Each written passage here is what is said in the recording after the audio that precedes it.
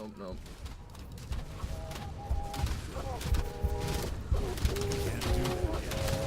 There we go. This is perfect. That was way easier than I thought it'd be.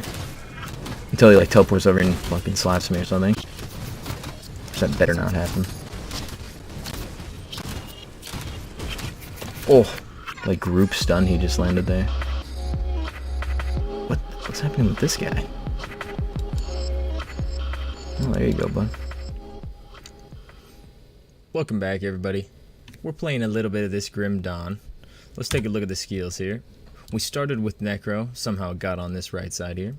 We started with Necro, picked up the old raised skeletons, picked up extra skeletons, picked up a little bit of armor and extra vitality damage, a little vitality conversion, or I mean physical conversion to vitality. It gives a little extra elemental damage if I decide to pick up some LE damage later on, and a little bit of resistance for the minions. It's always good. Picked up bloat. We'll most likely get rid of this later. We just needed a big body up in front to set aggressive. We obviously grabbed Call of the Grave, 108% to all pet damage, 21% crit damage. Then you got the 100% vitality damage, poison damage. That stuff really isn't too big a deal because we don't have a poison minion besides this guy right now, which we're probably going to get rid of. But that extra minion damage in general is really good. Also being able to heal your minions, always a good thing too. Right over here in Shaman, some people are wondering, well, why go Ritualist when you can be an Occultist, right? Well, it's like, you know, it's a good point. If you go Occultist, you do have a lot more options for minions. But personally, I really only needed the Briarthorn as an extra minion. It's going to do a great job just frontlining. Has a ton of extra health that the other minions don't have. I mean, 1800 health at level 8 is, I mean, that's enormous. It's a great tank. We're going to use Devouring Swarm. We're going to reduce their vitality resistance because, as you know, the skeletons do vitality damage. Right now they're doing 137 vitality damage.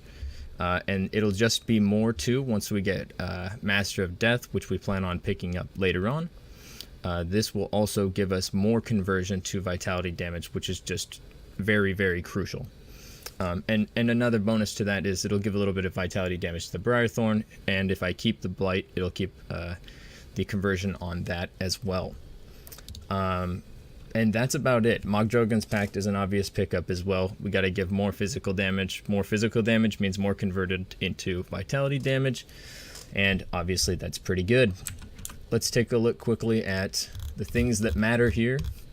We'll go ahead and take a look at our pet bonuses right now. We are running 82% life on pets, 242 damage, 22 attack speed, and then everything else kind of trickles down right there. Not too impressive on the overall speed with the run speed and the cast speed of 9, offensive ability and defensive ability, but if you look at the resist, we are starting to get a little bit of resist here. We have 54% to all LE, which I have actually noticed.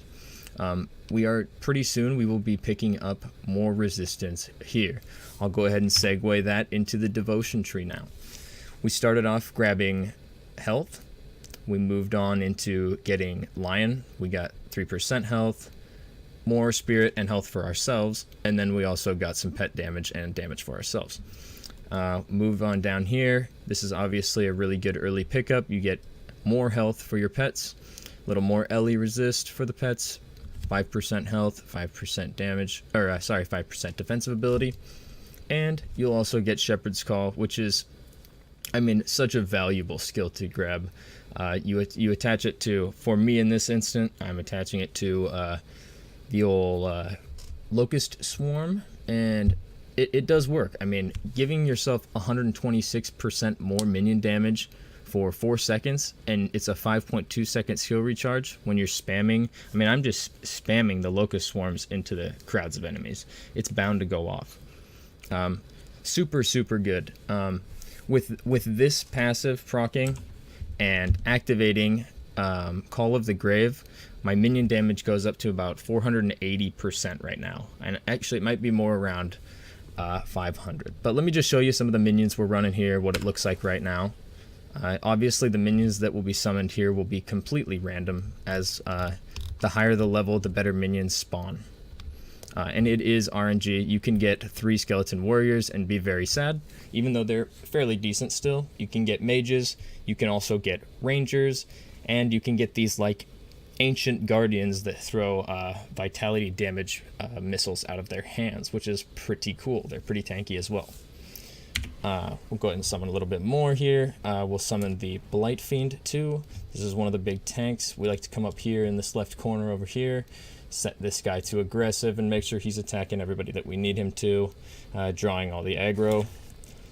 Here's the Briarthorn. We do the exact same thing with that guy. At least I will personally, just because we need to protect the skeletons. I've noticed personally that it likes to summon the rangers and the mages more than anything else. I'm guessing that's because at a higher level, as I have it maxed here, and as I keep getting it above the max, it's higher and higher chances of better things. So I'm guessing as that raises up, you have less skeleton warriors and you get more and more of those middle class skeletons. And then you activate Mogdrogen's Pact, give yourself a little bit more, and let's see, we got 242, so you got 350, and then with the Shepherd's Call it goes up to about 470, 480. So pretty good on the minion damage there. I'm going to go ahead now and we're going to jump cut this. We're going to go right on into a little bit of combat, and I can kind of show you guys just how this works. Alright, you guys, we are now here at Darkvale Gate. Let me show you where that is exactly if you haven't been this far in the game yet. Right here, this is about how far I am right now in the playthrough. Currently going ham on it live at Twitch TV /Smitchscope. But yeah, so really, and I've totally forgot in the last segment there to just mention the other passives that I've picked up here in the devotion tree. Just the other simple ones you probably could have guessed if you've done a pet build.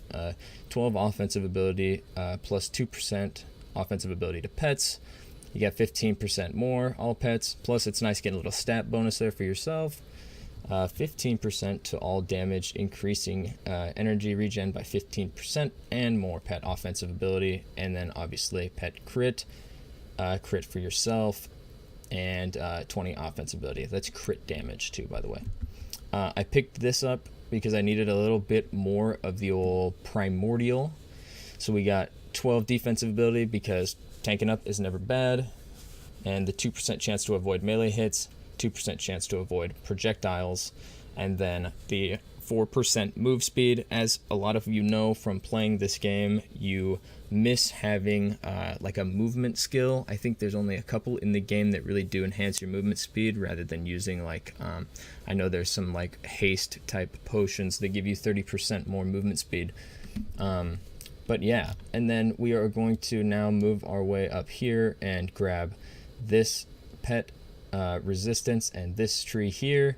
We'll be able to use cleanse on another ability so that we can cleanse all of our where is it? Here it is. The cleansing waters will be really good for just removing negative debuffs off of our minions. After that, we're gonna come up here. This is an unbelievable pet node. The Light of Empyrean, 20% chance when hit by a melee attack. You activate this skill for 2.5 second recharge. It's a 5-meter radius. It does a ton of physical damage, a lot of fire damage, 400 to 500 fire damage, knocks down targets for 1 to 8 seconds, 10% reduced target damage for 3 seconds, and then you also gain a ton of damage to undead and chthonics. So, with that being said, we will pick this up. It gives a ton of resistance to pets and me, and right now I am hurting for resistance. And if you have played an ARPG before, you know how important resistance is. This may even get picked up too. We are going to definitely need the pierce resist, the cold resist, any resistance we can get really. And yeah, so let's get back to this. Now here at Darkvale Gate, I'll just show you a little bit of what I do. It's very basic for now. You just throw out the skeeters. I always call them mosquitoes, but they're locust. You throw out the locust, and you just reduce the vitality damage. And as you can see, as soon as you start attacking something, everything goes in and tries to do some work for you. And I'm just shredding everything. I mean, this is on veteran difficulty. I know it's hard to see because of my FPS up here, but yeah, it's seriously, it's it's a very good build so far. I'm very surprised with how well it's working. I don't even have Mosquito, or I keep thinking it's Mosquito Swarm, Devouring Swarm maxed out, and I don't have the Briarthorn maxed out either, and it's working just fine. I would advise that maybe you try this build. If you are more into having, you know, just the massive amounts of pets, you would probably want to go Occultist and do a Kabbalist, which is Necromancer Occultist. But this is honestly a very, very fun build. Let's see if I can find a heroic here in a second and demonstrate just how much damage you can really put out once you activate your, what is this? Call of the Grave. We'll just snake our way up here, because I remember where an elite is. And really, this is basically how I play the build. You really do have to just kind of run past. That was weird. You have to kind of just run past the enemies, because the aggro range on the skeletons for some reason is just awful. Completely terrible, and so you have to really get them to go in. If you get skeleton warriors or these ancient guys, they tend to like to go in a little bit more than the rest, but I mean, really, you got to get them to go in. That's why I picked up the Briarthorn. That's why I picked up, which I don't know where that is. Why I picked up the Briarthorn and why I picked up the Blight Fiend. Just a bigger body, and honestly, they do quite a bit of damage once you factor in all the bonuses. But yeah, basically just run past, let the mobs kind of pick up essentially the scent of the enemy nearby, and let them just kind of go rampant.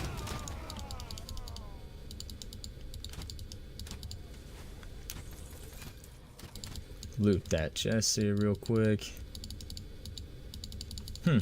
Maybe I was mistaken. Maybe he's up in this other corner here.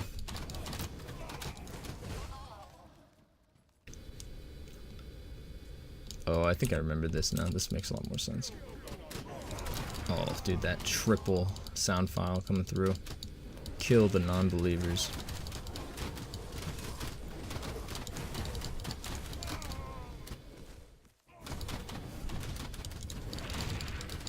And I will be honest, I had my concerns about, you know, doing vitality damage, but seeing how much damage output there is right now without even getting the exclusive skill for the Necro, like once I have Master of Death, like things change quite a bit.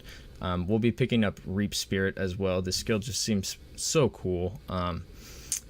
Just so cool. So definitely check back. I'll be doing another build guide pretty soon. This isn't necessarily a guide yet. I'll have it more fine-tuned later on, but hopefully this gives some of you that are just now trying out the game just some sort of insight on how you can try to build a build in Grim Dawn and really utilize like the skill set and whatnot. I'd show you my gear, but really it's very basic. I'll give you kind of a flash through it. I mean, it's going to be like, these are just tanky pants. I just had to replace some that had about 12 pet damage and they didn't have any armor, so I had to pick that up. This is the Rawari set.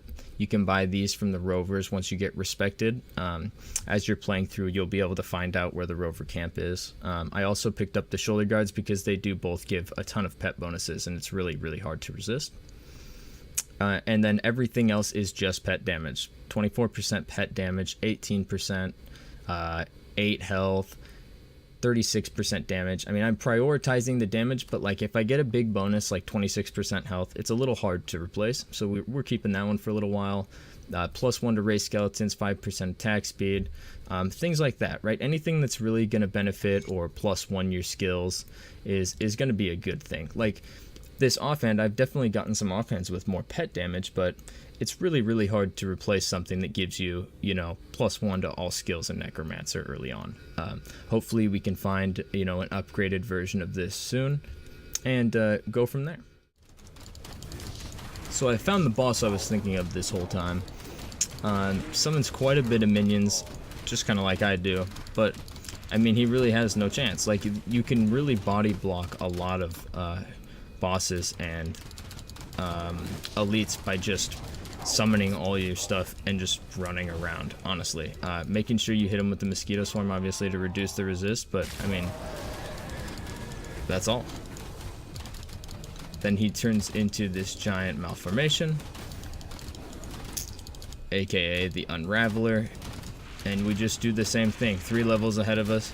That hurts quite a bit, but it's not like you can't potion. Activate Call of the Grave, rinse and repeat, and that's all.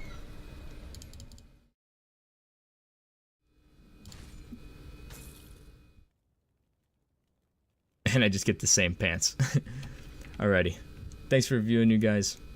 Remember, if you enjoyed this, drop a like, drop a sub, stop by my stream anytime you like.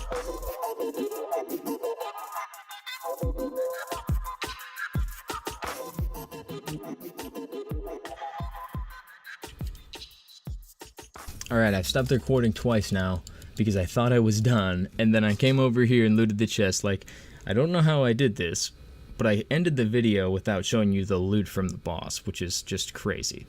I showed you the pants that I already have, but I mean, look at this upgrade we just got.